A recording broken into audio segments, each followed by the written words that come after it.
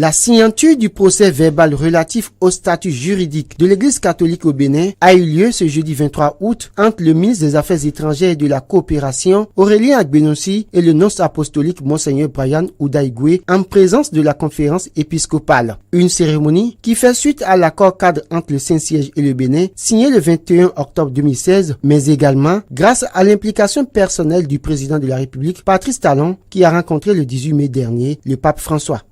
Constitué d'un préambule et de 19 articles, ce document de référence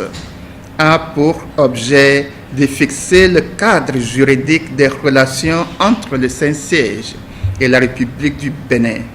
ainsi qu'entre l'Église et l'État au Bénin. Il vise à réglementer les matières d'intérêt commun et à contribuer à la collaboration en faveur de la promotion du bien commun, tout en sauvegardant dans leur ordre la souveraineté, l'indépendance et l'autonomie qui leur sont propres. Les deux parties s'engagent dans leurs relations à œuvrer ensemble pour le bien-être spirituel, social, moral et matériel de la personne humaine et spécifiquement pour la population béninoise que l'État et l'Église ont le devoir de servir et d'assister. Cette signature vient donc garantir à l'Église catholique de mener à bien sa mission au Bénin. Pour Aurélien Agbenossi, ministre des Affaires étrangères et de la Coopération, c'est un plaisir d'achever un travail qui a commencé depuis plusieurs années. Selon lui, l'État béninois doit beaucoup à l'Église catholique pour la formation des hommes. Ce partenariat avec le Saint-Siège, en l'occurrence l'Église catholique, dira-t-il, est un partenariat positif. Le gouvernement de la République du Bénin souhaite garantir à l'Église catholique qui est établie l'exercice de son ministère dans des conditions optimales de sécurité